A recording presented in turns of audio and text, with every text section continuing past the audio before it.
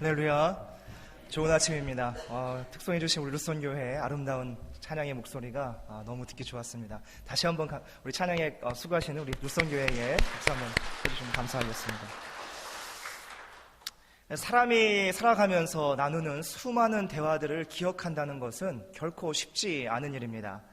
그러나 주고받은 말 가운데 쉽게 잊혀지지 않고 뇌리에 깊게 새겨지는 그러한 말들이 있습니다.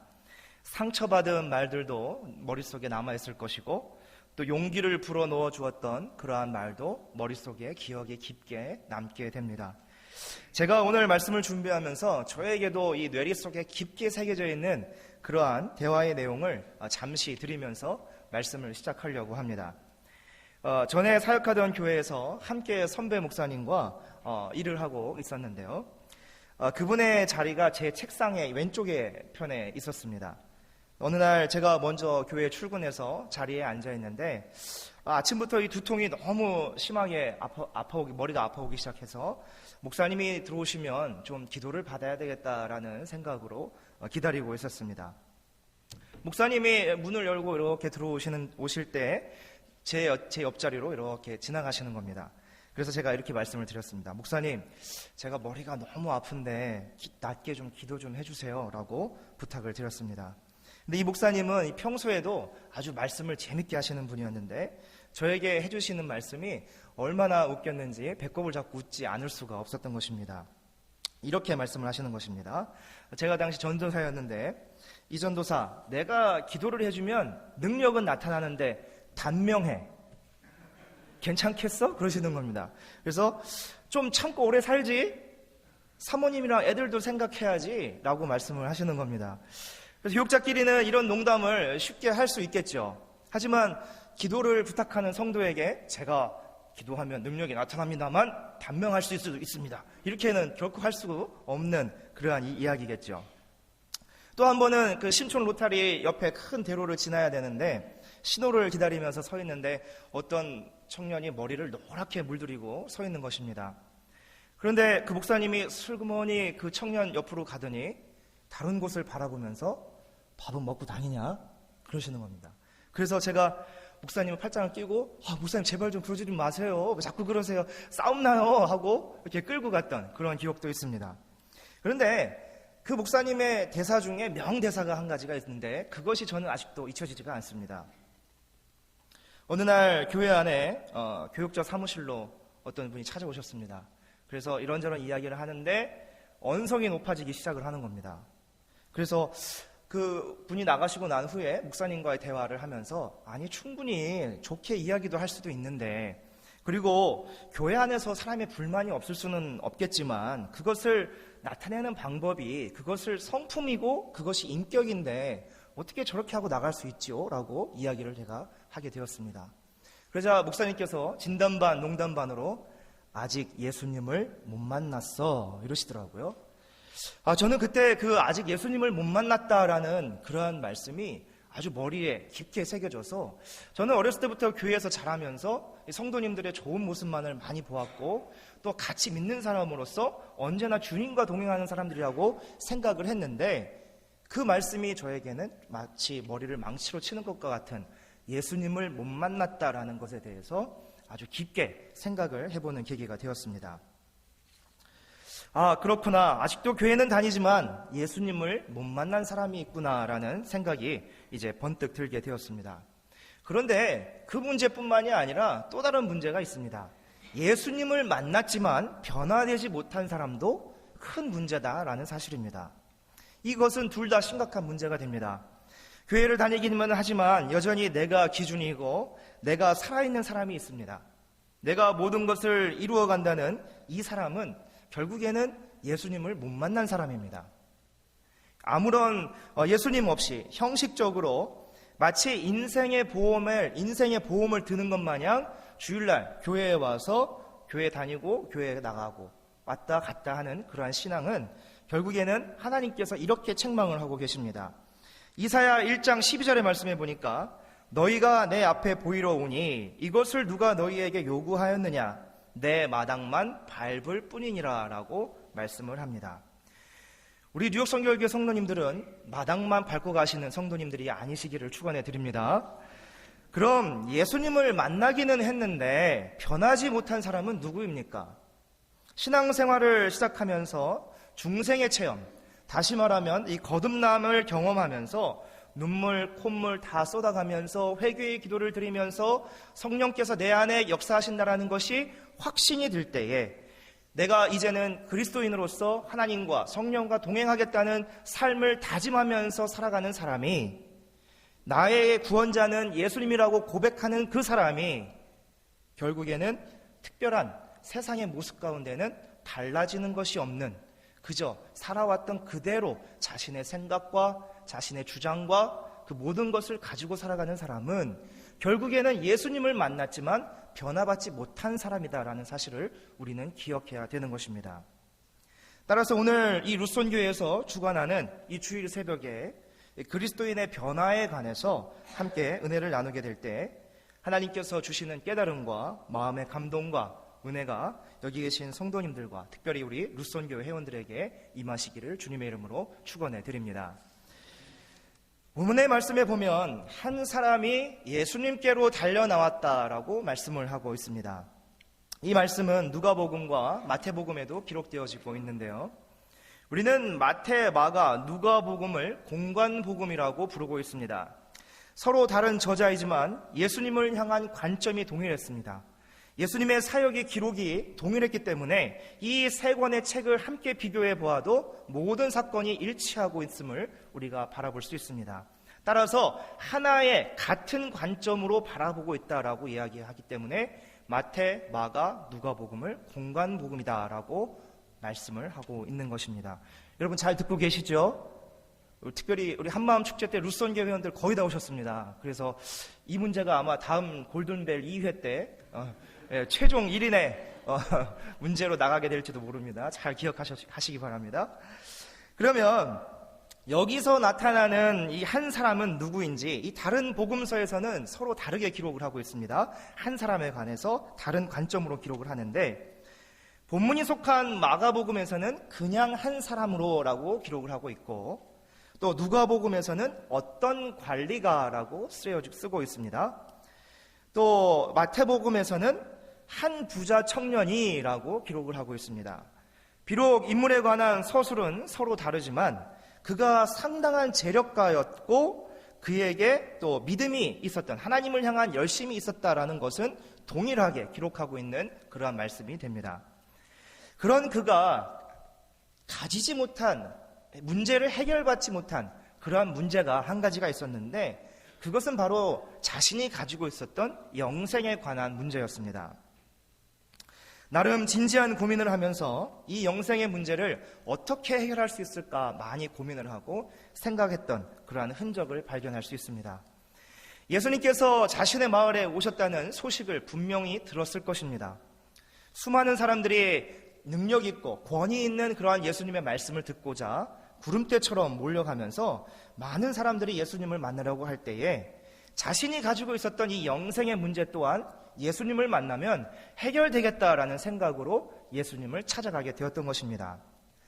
예수님이 이제 많은 무리들 앞에서 말씀을 마치시고 이제 길로 나가시게 될 때에 그가 그때에 달려가서 예수님 앞에 무릎을 꿇고 영생에 관한 질문을 하고 있습니다. 선생님, 제가 무엇을 해야만 영생을 얻을 수 있습니까? 라고 말씀을 드리고 있습니다. 예수님의 대답은 이것이었습니다. 하나님의 말씀인 계명을 지키라는 것과 내 부족함을 채우라라는 말씀이었습니다. 다시 이 사람이 예수님께 대답을 했습니다. 주님, 저는 어려서부터 계명을 모든 것을 지키며 살아오고 있습니다라고 대답을 했습니다. 그런데 예수님이 말씀하신 부족함을 채우라라는 두 번째 대답에는 결국 그 대답에는 아무 말도 하지 못하였다라는 것이 오늘 본문 말씀에 기록되어져 있습니다. 오직 그의 얼굴 표정과 그의 행동만이 기록되어져 있습니다. 우리 22절 말씀을 함께 다시 한번 크게 읽어보도록 하겠습니다. 22절입니다. 시작. 그 사람은 재물이 많은 고로 이 말씀으로 인하여 슬픈 기색을 띠고 근심하며 가니라. 아멘. 여러분, 이 사람이 가지고 있던 영생의 문제가 예수님을 만나면서 해결이 되었습니까? 결코 해결되지 못했습니다. 그렇다면 이 사람은 예수님을 만난 후로 그의 삶이 변화된 모습으로 나타나고 있습니까? 결코 그렇지 않았습니다. 구제하고 자신이 가지고 있었던 것을 나누었다면 그의 삶의 기록은 예수님을 만나고 변화된 사람으로 마치 삭개오와 같이 긍정적인 평가로 이 성경에 기록되어졌을 것입니다. 결국 이 사람은 영생의 주인이신 예수님을 만나고도 변화받지 못한 사람으로 기록되어지고 있는 것입니다. 사랑하는 성도 여러분, 그렇다면 예수님을 만나면 어떠한 것이 가장 먼저 변화되어져야 하겠습구나 첫 번째는 이 부자 청년의 고민과 같은 영생의 문제가 해결되어져서 우리가 구원의 확신이 넘치는 그런 그리스도인으로 변화되어져야 한다는 사실을 믿으시기를 바랍니다.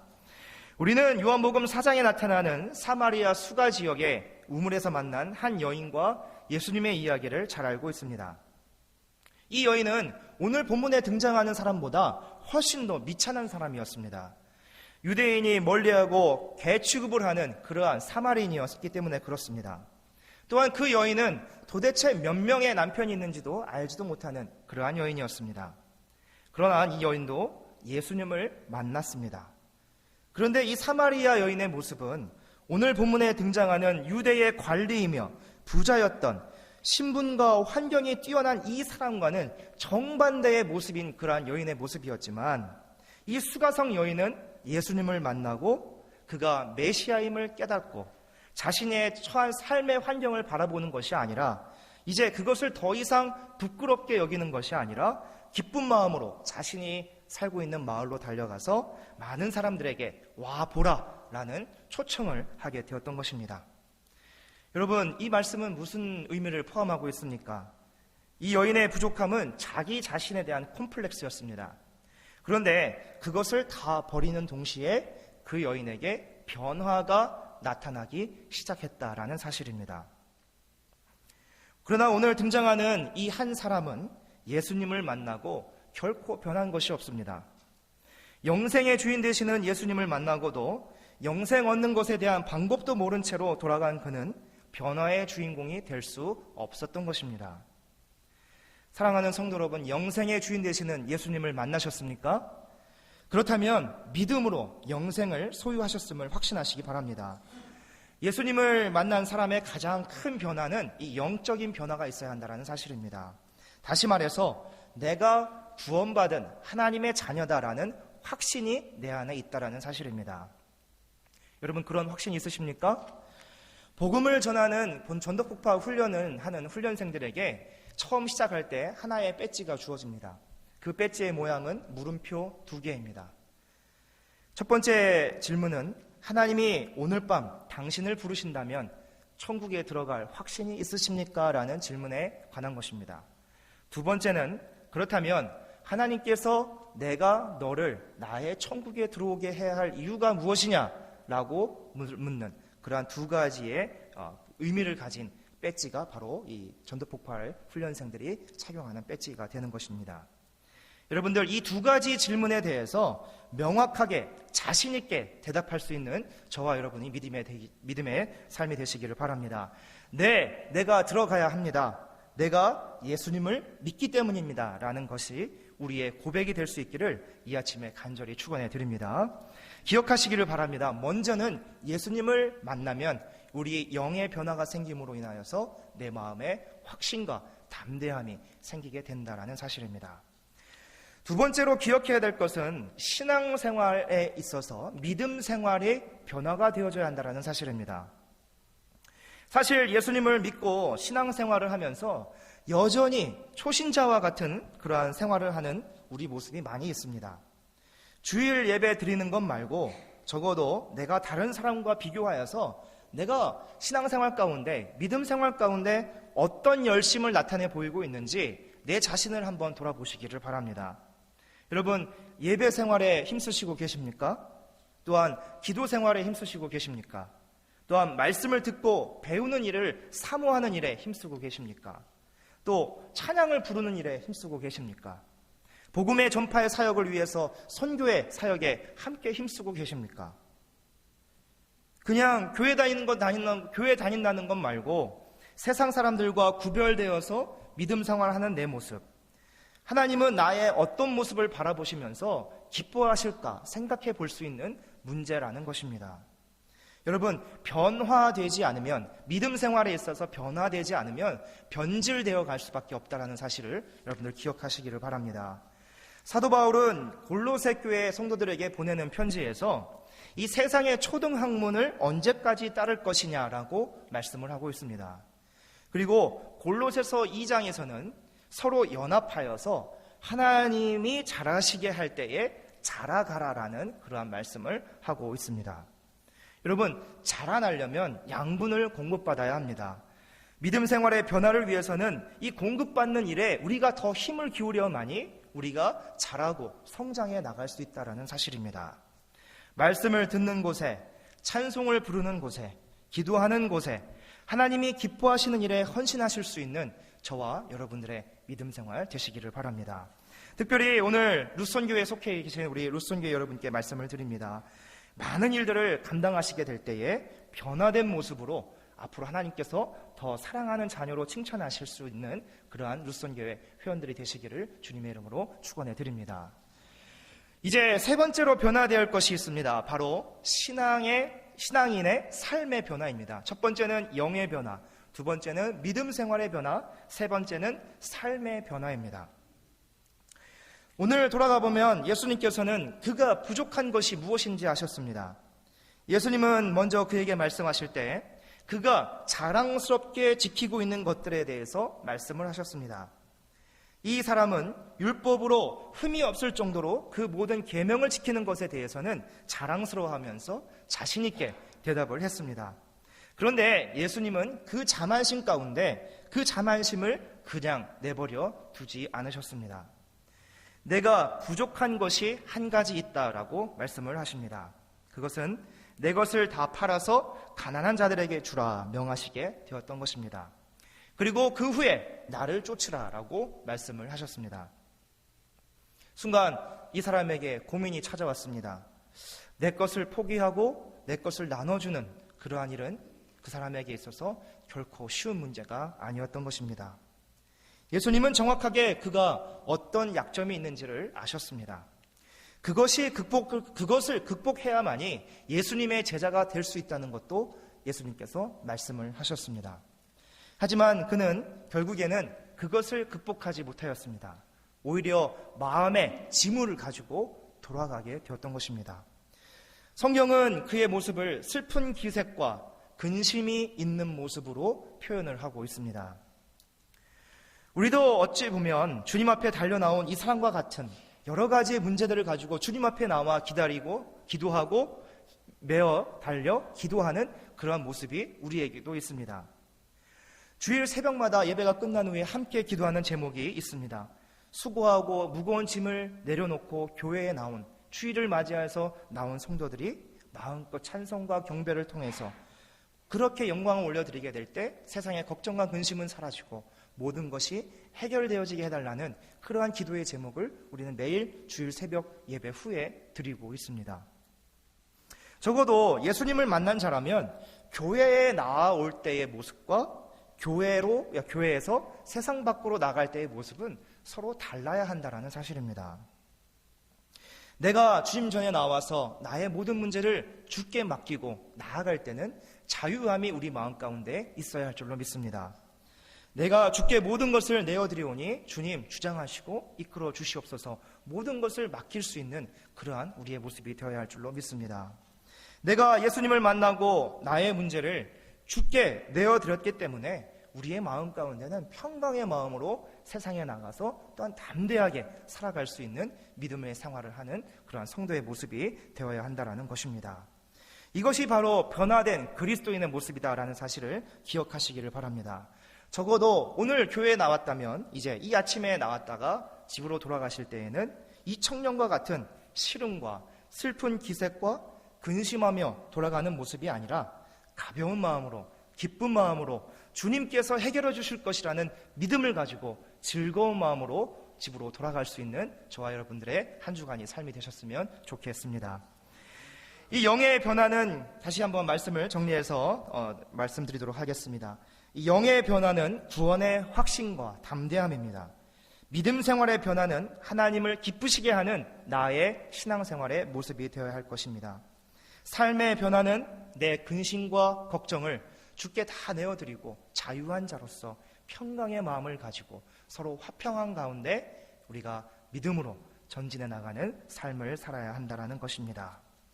온전히 변화된 그리스도인의 모습으로 적어도 아직 예수님을 만나지 못했다라는 비아냥을 듣지 않는 그러한 우리 모두가 될 수 있기를 이 시간 주님의 이름으로 간절히 축원해 드립니다. 기도하시겠습니다.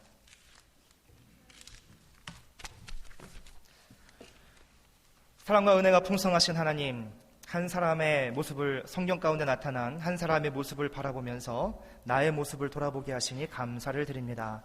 하나님, 나의 모습은 주님을 만나고도 슬픈 그 기색과 근심을 가지고 살아가는 자는 아닌지 내 모습을 돌아보게 하여 주옵소서. 하나님, 하나님께서 자녀 삼아 주셨사오니 나의 모든 문제를 주께 내어드릴 때 하나님 책임져 주시고 우리 마음 가운데는 참 평강이 임하여서 주님과 날마다 기쁜 마음으로 동행하는 삶을 살아가는 주님의 백성들의 모습 될 수 있도록 인도하여 주시옵소서. 하나님, 우리 마음 가운데 구원의 확신이 담대히 있기를 원합니다. 내가 오늘 밤 이 세상을 떠난다 할지라도 천국에 가야 할 이유가 있다는 것을 명확히 알고 내가 예수를 믿음으로 말미암아 구원받은 자녀라는 그런 확신을 가지고 살아가는 우리의 모든 믿음이 될 수 있도록 도와주시옵소서. 주님, 또 한 가지 아버지 하나님 정말 간절히 바라옵기는 이제 내 삶의 믿음의 생활의 변화가 있기를 원합니다. 하나님께서 나의 모습을 보시고 어떠한 것을 기뻐하는 자인지 내 모습을 생각하게 하여 주시옵소서. 내가 조금 더 힘을 내어서 하나님을 기쁘시게 하는 일에 더욱더 헌신할 수 있는 그러한 우리의 모습 되게 하여 주시고 또 그것을 통하여서 하나님께서 베푸시는 축복을 누리며 살아가는 성도의 삶이 될 수 있도록 인도하여 주시옵소서. 하나님, 함께하여 주시고 내가 예수님을 만났기 때문에 많은 삶의 모습 속에 변화된 것이 나타나게 하여 주시옵소서. 주의 성령께서 함께하여 주시기를 바라오며 예수님의 이름으로 간절히 기도드립니다.